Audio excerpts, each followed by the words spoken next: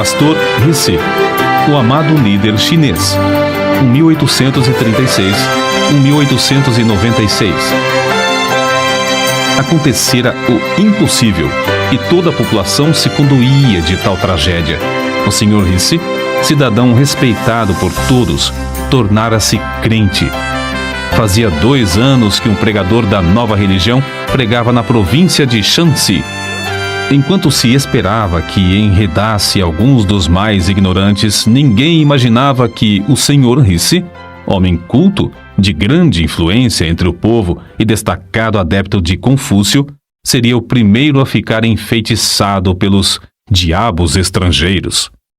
Não havia entre o povo quem odiasse tantos estrangeiros como o Sr. Rissy. Mas, de repente, eis que ele estava ligado em espírito ao missionário. Abandonara todos os ídolos. Dizia-se que os queimara. Deixara de adorar as tábuas ancestrais. Não havia mais o cheiro de incenso na sua casa. E o que era ainda mais estranho, o Sr. Rissy desistira de fumar ópio. Os velhos recordavam que Shanxi fora uma das províncias mais prósperas da China e contavam como fora introduzido o fumo estrangeiro, isto é, o ópio. O vício se tornara tão generalizado que todo o povo estava reduzido à maior pobreza. Nem mesmo os mais velhos se recordavam de alguém habituado a fumar ópio que, no decorrer dos anos, tivesse conseguido libertar-se do vício.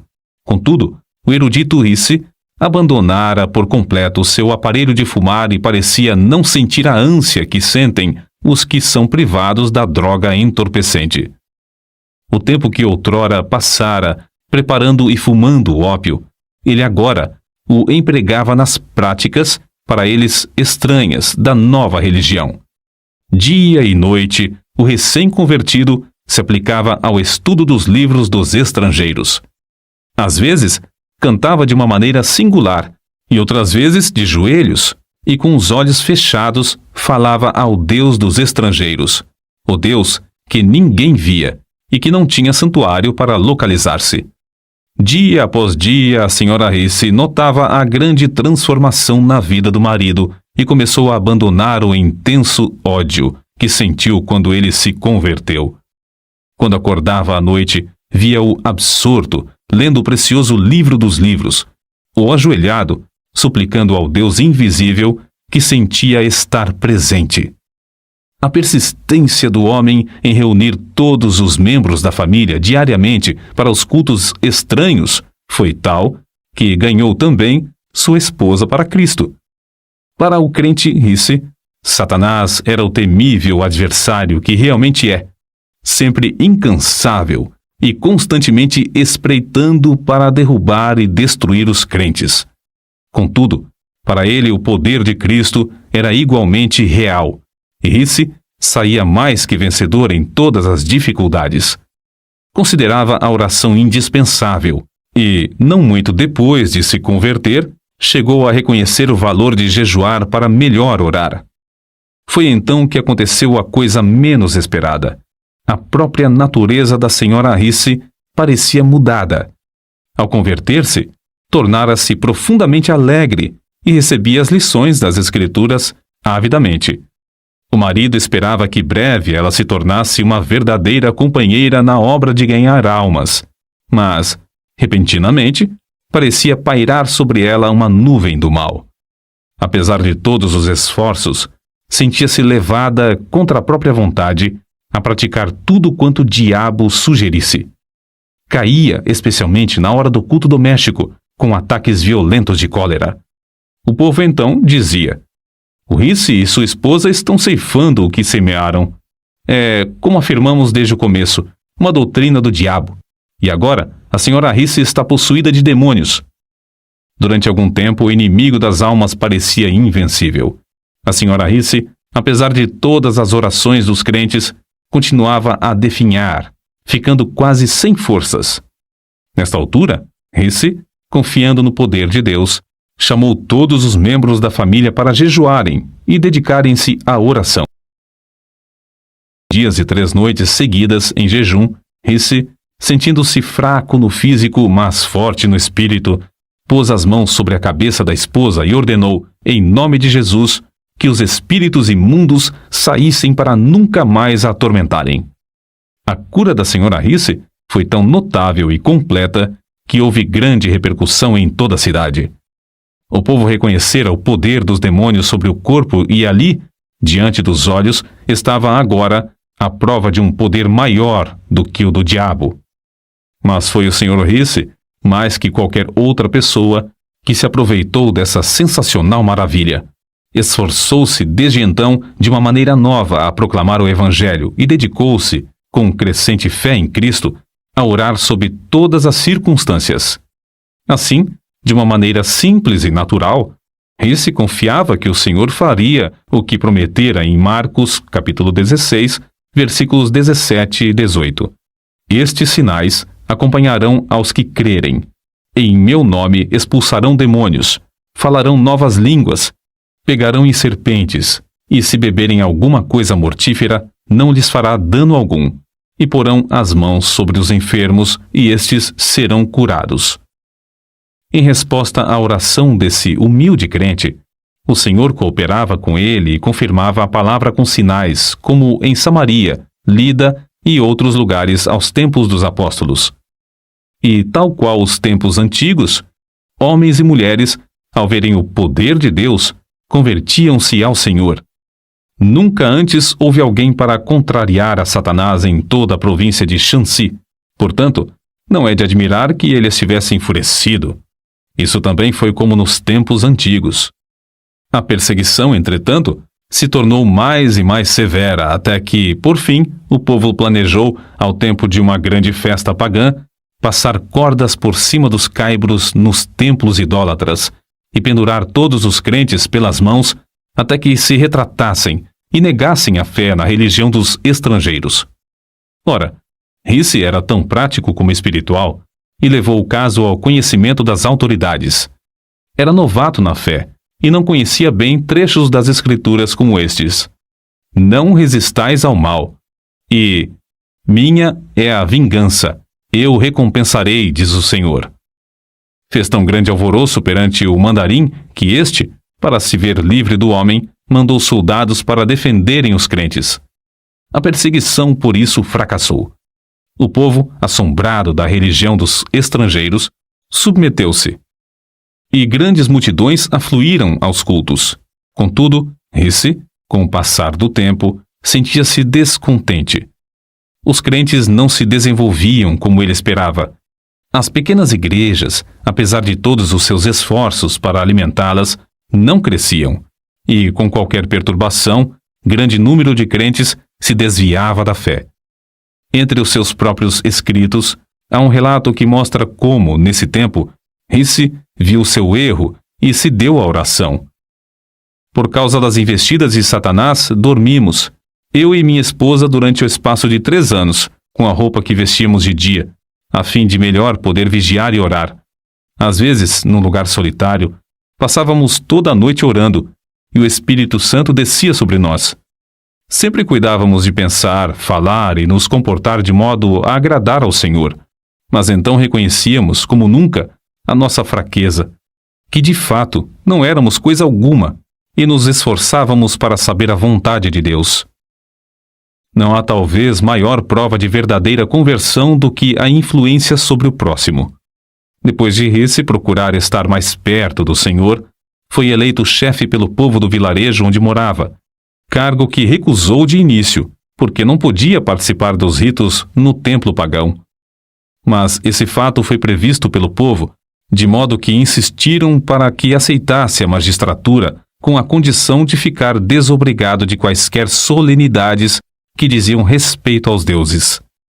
É somente ele nos mandar e nós faremos, dizia a multidão. Porém, quando Risse recusou, a não ser que o povo cessasse todas as cerimônias pagãs e fechasse o seu templo, todos voltaram para casa. Grande foi, pois, a surpresa quando, alguns dias depois, o povo voltou e concordou em fechar o templo. O erudito Risse era o único entre eles liberto do ópio e capacitado para chefiar o povo. O fervoroso crente, então, assumiu o cargo, como um serviço a ser feito perante o Senhor. Houve boa safra, bom êxito na parte financeira, e prevaleceram a paz e o contentamento. Foi reeleito para o 2º ano e para o 3º, mas quando reeleito para o 4º ano, recusou o cargo, insistindo em dizer que devia entregar todo o seu tempo na obra de evangelização, obra que aumentara grandemente. Quando o povo elogiava pela boa maneira como servia a todos, ele respondia com um sorriso. Agora, os ídolos por certo já morreram de fome, e seria mais econômico se os não ressuscitasseis. Foi uma lição prática e que perdurou por muito tempo. O grande problema que o pastor Risse tinha de enfrentar era o da salvação de um povo dado a fumar ópio. Devia haver um meio de libertar os infelizes escravos do desespero indescritível. Porque o Filho de Deus veio com um alvo definido de procurar e salvar os perdidos. Enquanto o pastor Risse orava sobre esse problema, fui dirigido a converter a sua casa em abrigo e convidou para ajudá-lo um missionário que tinha um remédio para aliviar a ânsia dos viciados quando privados da droga. No início, somente 2 dos interessados tinham a coragem de experimentar o tratamento. Os outros frequentavam o abrigo, dia após dia, para verem o resultado.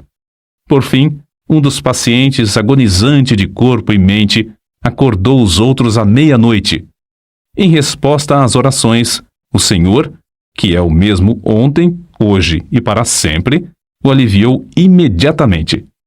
O gozo do homem que fora liberto era tanto que, um após outro dos mais interessados, solicitaram permissão para começar o tratamento imediatamente. Nessa altura, faltou-lhes o remédio importado que usavam para diminuir os sofrimentos dos enfermos. Acerca disso, assim escreveu o fervoroso Risse. Em oração e jejum permaneci perante o Senhor, rogando que me mostrasse quais os ingredientes necessários e me fortalecesse e ajudasse a preparar as pílulas para aliviar os que sofriam. Para distrair os pacientes e aproveitar o ensejo, o missionário ensinava-lhes hinos e passagens da Bíblia. Realizava cultos 2 vezes por dia e fazia os interessados repetir, hora após hora, trechos das Escrituras. Quando lhes faltava outro recurso, recorriam às pílulas preparadas pelo pastor Risse, as quais faziam o mesmo efeito do remédio importado. Contudo, o fiel Risse não confiava nas pílulas, nem as fabricava sem antes jejuar e orar. Costumava, ao fabricar as pílulas, passar o dia inteiro jejuando. Às vezes, de tarde, estando demasiadamente cansado para continuar de pé, saía para passar alguns minutos perante Deus. Senhor, é a tua obra, dá-me a tua força. Era o seu pedido, e sempre voltava renovado, como se tivesse comido e descansado.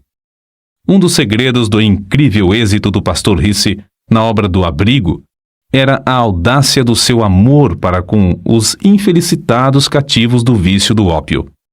Amor que o levou a persistir e sacrificar tudo por eles. Quando caíam em alguma falta, ou mesmo tramavam para o derrubar, suportava tudo como somente o amor sabe suportar. Quanto mais o pastor Risse orava, tanto mais Deus aumentava a obra. E quanto mais crescia a obra, tanto mais ele sentia o anelo de orar. Em vez de ficar escravizado pelas inumeráveis obrigações, deliberadamente dedicava horas, e mesmo dias, frequentemente em jejum para orar perante o Senhor a fim de saber a sua vontade e receber da sua plenitude. Certo dia, quando assim orava, o Senhor o impressionou profundamente acerca do povo da cidade de Shaocheng, que vivia e morria sem saber o caminho da salvação. Mas como podia ele abrir outro abrigo em uma cidade da qual não conhecia os costumes? Como podia arranjar tempo? Porém, enquanto orava, o Senhor lhe disse: todo o poder me é dado. Mas como podia ir sem recursos? Não possuía dinheiro suficiente para pagar a passagem até aquela cidade. Persistiu em orar, e o Senhor continuou a aplainar as dificuldades. Dinheiro? Era de dinheiro que precisava para abrir os corações e ganhar almas? Se o Senhor chamava, não supriria ele todo o necessário? Os muros de Jericó não caíram rentes ao chão sem a intervenção de mãos humanas? Assim, ao findar o ano de 1884, 5 anos depois da sua conversão, o pastor Risse era o dirigente de uma obra que se estendia de Tengitsuen, ao sul de onde morava, até Shaocheng, 60 quilômetros para o norte. Havia então 8 abrigos e um bom número de congregações espalhadas entre eles. Mas o pastor Risse não podia conter-se. À distância de um dia de viagem, ainda mais ao norte, estava a grande cidade do Rochal. Constrangido pelo amor de Deus, suplicava ao Senhor que o usasse para iniciar uma obra ali. Todos os dias, orava insistentemente por Rochal, no culto doméstico. Por fim, a senhora Risse não mais se conteve e perguntou: Já oramos durante tanto tempo. Será que agora não convém agir? Por certo, se tivéssemos dinheiro, respondeu seu marido. No dia seguinte, o pastor Risse, no culto doméstico, orou como de costume. Ao findar a reunião, a esposa, em vez de retirar-se, avançou e colocou um pacotinho sobre a mesa, dizendo: Acho que o Senhor já respondeu às nossas súplicas. Admirado e ignorando o que ela queria fazer com aquele gesto, tomou o pacote da mesa. Continha algo pesado, embrulhado em várias tiras de papel, e dentro do papel, um lenço. Ao abrir o lenço, encontrou os objetos mais prezados por uma senhora chinesa: anéis, pulseiras, brincos, grampos de ouro e de prata, objetos que lhe foram presenteados quando se casaram. Com os olhos cheios de lágrimas, ele olhou para a esposa e notou pela primeira vez a diferença na sua aparência, sem os enfeites usados pelas mulheres casadas. Não havia mais aliança no dedo e, em vez dos enfeites de prata nos cabelos, viam-se as tranças seguras por fios de barbante. Quando ele quis recusar a oferta, ela insistiu alegremente, dizendo: Não faz mal, posso dispensar essas coisas. Rochal deve ter o evangelho. O pastor aceitou a oferta de sua esposa e sabia que ela representava profundo sacrifício. A doação foi suficiente para construir o abrigo, que logo se tornou um centro de luz e bênção na grande cidade. Depois de abrir o trabalho em Rochal, realizou-se uma convenção na qual foram batizados 70 dos novos convertidos. O poder de Deus era tal e a assistência tão grande às reuniões que foi necessário realizar os cultos ao ar livre, apesar das grandes chuvas. Como o evento se deu após um grande período de seca, os crentes não queriam orar ao Senhor para que retivesse a chuva. Certo moço endemoninhado, do abrigo de Shaocheng, assistiu a essa convenção. Quando o poder de Deus começou a cair no culto, ele se tornou violento, tentando destruir-se e ferir as pessoas que estavam em redor. Quando o pastor Risse se aproximou, o moço deixou de gritar e de lutar. E os homens que o seguravam disseram: Ele está bom, agora está bom, o espírito já saiu. O pastor, contudo, não se enganou. Pondo as mãos sobre a cabeça do moço, orou com instância, no nome de Jesus. Houve alívio imediato, e quando o pastor se retirou, o moço parecia completamente liberto. Certo crente, comovido ao presenciar tudo isso, tirou $50 do bolso e disse ao pastor: Aceite isso. Sei que as despesas da obra são grandes. O pastor, surpreendido, aceitou o dinheiro, mas ao pensar sobre o caso, sentiu-se turbado. A importância era muito elevada e ele a aceitara sem pedir conselho ao Senhor. Retirou-se imediatamente para levar o caso a Deus. Apenas tinha começado a orar, chegou um crente apressado. O endemoniado estava mais violento do que nunca, e os homens não podiam segurá-lo. Ao chegar o pastor à presença do moço, o espírito clamou: Podes vir, mas não te temo mais. Parecias tão elevado como os céus, mas agora é baixo, vil e insignificante. Não tens mais poder para me domar. O pastor, reconhecendo que perdera a fé e o poder ao aceitar o dinheiro, dirigiu-se ao crente que lhe o dera, enquanto o infeliz endemoniado blasfemava em alta voz. Devolveu toda a importância, explicando como, ao receber o dinheiro, perdera seu contato com Deus. Depois, com as mãos vazias, mas com o coração cheio de gozo, voltou novamente para onde estava a multidão alvoroçada. O moço continuava furioso. O pastor, porém, estava em contato com o mestre.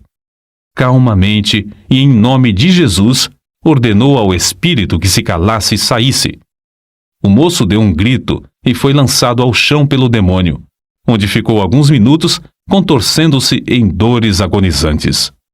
Então se levantou, com o corpo abatido, mas completamente liberto do espírito maligno. Certo missionário escreveu o seguinte acerca de Risse: o pastor Risse era perenemente alegre, servia ao próximo incansavelmente, tratava a todas as pessoas com a maior delicadeza. Nunca se comportou levianamente, nem desperdiçou o tempo em assuntos desnecessários. Ganhar almas era a paixão da sua vida. Era impossível estar com o pastor Risse sem orar. Seu instinto em tudo era o de olhar para Deus. Muito antes de clarear o dia, ouvia-o no seu quarto, orando e cantando horas a fio. A oração se parecia com a atmosfera em que vivia, e ele esperava e recebia de Deus as mais destacadas respostas. Lembro-me de que, certa vez, quando viajava com ele, hospedamo-nos em uma pequena pensão. Foi procurado por uma mulher que tinha uma criança de colo enferma e que sofria muito. Homens e mulheres, em todos os lugares por onde passava, também o procuravam. Reconheciam que era homem de Deus e que podia socorrê-los. O pastor Risse ficou em pé imediatamente, cumprimentou a mulher com o filhinho, tomou-o nos braços e orou pedindo a Deus que o curasse. A mulher, grandemente consolada, partiu. Algumas horas depois, viu o menino são, correndo e brincando. Tais acontecimentos eram comuns. Nunca me esquecerei da convenção realizada em Pyongyang. Ao nos aproximarmos do local, durante a noite, ouvi os crentes chorando e orando em voz baixa. Ali estava o querido pastor Risse, juntamente com um grande número de irmãos, todos ajoelhados, clamando ao Senhor e suplicando que salvasse seus parentes e amigos. Acreditavam no poder da oração e se dedicavam à intercessão. Durante todo o inverno, o pastor Risse esteve sob o poder do Espírito e transmitia esse poder ao próximo. Quando encontravam um auxiliar passando por alguma prova, jejuava, orava e impunha-lhe as mãos. O resultado era que, geralmente, os auxiliares recebiam o mesmo poder. Nesse tempo, também havia grande falta de sujeição à palavra de Deus. O pastor Risse, porém, em tudo entregava-se à oração. No decorrer dos anos, tornou-se poderoso em expor as Escrituras. A força e a resistência que Risse manifestava sob provações físicas e mentais eram extraordinárias. Recebia virtude de Deus para realizar a obra divina. Quando já velho, podia andar 45 quilômetros de uma vez, e depois de jejuar por 2 dias seguidos, podia ainda batizar 50 pessoas sem descansar e sem interrupção. Por fim, com a idade de 60 anos, no meio da lida desta vida, Deus o chamou. Na mesma sala onde, antes da sua conversão, fumava ópio, passou alguns meses de cama, sem qualquer sofrimento, apenas com as forças quase completamente esgotadas. Na manhã do dia 19 de fevereiro de 1896, ao fechar os olhos aqui no mundo para ir estar na presença de seu Senhor, centenas de seus filhos na fé, que o amavam ardentemente, não puderam mais conter-se, rompendo em grande choro e fortes soluços. Durante sua vida terrena, entregou tudo ao Senhor.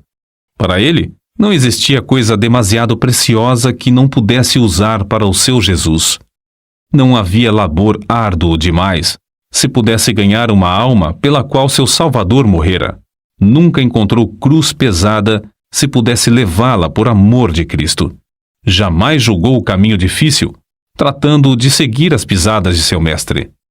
Assim, o fiel pastor Risse foi promovido para fazer serviço mais alto, mais sublime, para estar em mais íntima ligação com Jesus.